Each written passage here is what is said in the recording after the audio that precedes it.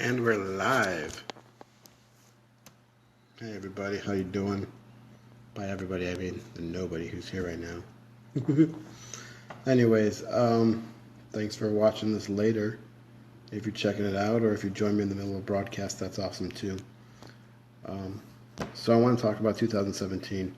As I've been looking ahead for 2017, I've been thinking about what I want to accomplish next year and ways that I want to improve myself. And I think we all do this from time to time, but I feel like a lot of times we get to the new year. Oh, hey mom, how you doing? So we get to the new year and we aren't quite prepared for improving ourselves or doing ourselves and we're not doing ourselves a good service by not prepping. So what I want to do right now is I want us to realize that right now, today, the 27th, is a good time to start preparing for the new year, because you're past Christmas, New Year's Day isn't quite here, all the holiday hustle and bustle is kind of dying down. So now is the key time to prepare. A couple little facts about New Year's resolutions that I find interesting. Actually, a little disheartening sometimes, but I'm going to put a positive spin on this. The University of Scranton says that only 8% of people achieve their New Year's resolutions. That means there's a 92% failure rate. That means 11 out of 12 of us are not going to achieve our New Year's resolutions.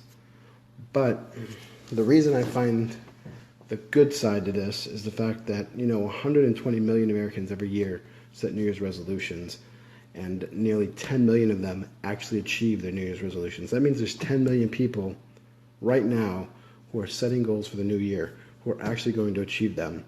So the question is, are you going to be part of that 10 million? Are you going to be part of the people who actually succeed in what you're setting out to do? That's really good news. There's 10 million people. I mean, that's a huge number. Anybody can be part of this as long as you plan. So the question here is why? Why is it that we fail at our goals so many times? Why is it that we don't succeed? And I think a lot of times it comes down to the fact that we like to deceive ourselves. We like to lie to ourselves. I have several friends who've written books, and one of the things people always say to them is like, I've always wanted to write a book. Or I have a friend who's learned 2 languages and he's working on a 3rd right now. And people always say, oh man, I've always wanted to learn another language. But here's the reality. People say those things, but they don't actually meet them. If you wanted to write a book, you would have written one. If you wanted to learn another language, you would have learned another language. If you wanted to lose weight, you would have lost the weight. It's this lie that we tell ourselves that, I really wish I could do that. Well, you can do that. It's possible. It's completely possible. Writing a book is simply writing every day until it's finished. Learning another language means you have to put in the work. You have to engulf yourself in the language. You have to practice it every day. You have to write it. You have to read it. You have to watch it. You have to listen. You have to speak it. Speaking is probably a key part.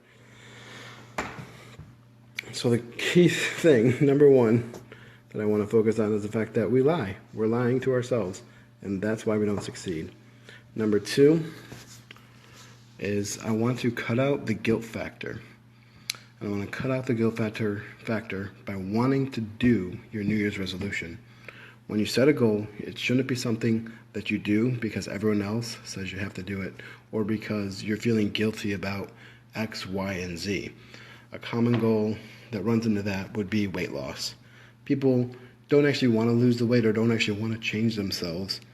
So they set this New Year's resolution and they can pat themselves on the back that they actually tried. But here's the fact. They fail because they did it out of guilt rather than out of wanting to actually do it. So the key to success in New Year's resolutions is actually wanting to succeed, wanting to do what you want to do. Crazy, right? Wanting to do what you want to do. So you need to set a goal that you actually want to accomplish. It could be something like losing weight, if it's something you actually want to do.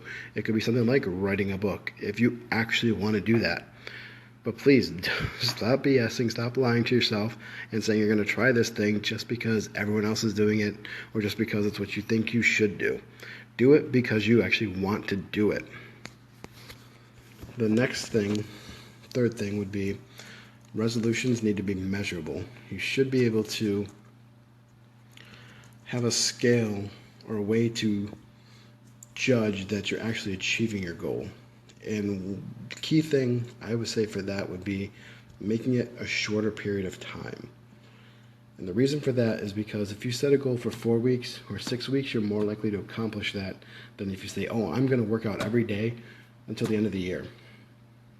You're not going to accomplish that. Most people are not going to accomplish that because that is a huge goal. Take it in bite-sized pieces. Take it in small pieces. Take the resolution that you want and make it something measurable. Say, I'm going to go to the gym twice a week for 6 weeks. I'm going to go to the gym once a week for the month of January. Something small, something measurable. Make it easy on yourself. If you make it too difficult, you're going to fail. You're going to quit. Now the last one, fourth key, is being consistent and being persistent. Don't give up. Tell people about it so that they keep you doing it and you don't give up.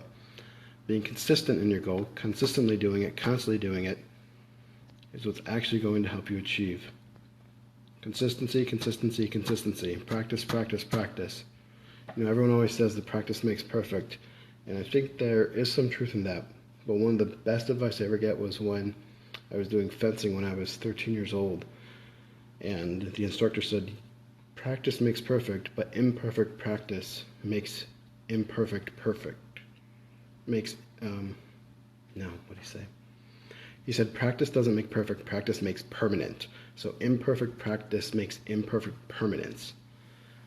That means that if you're consistently being inconsistent, you're gonna just be inconsistent. So practice doesn't make perfect, practice makes permanent.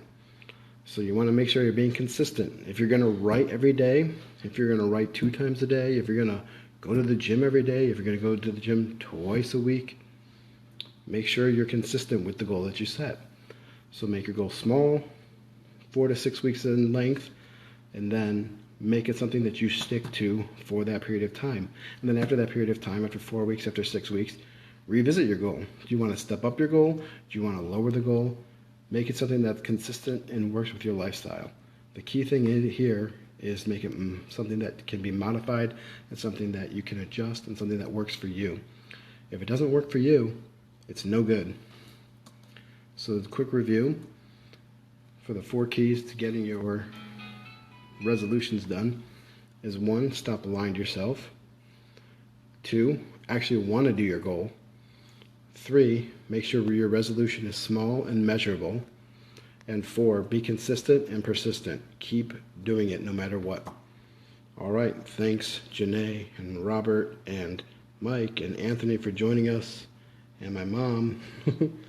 Thanks for watching, folks, and hope you enjoy. Have a good one. Bye.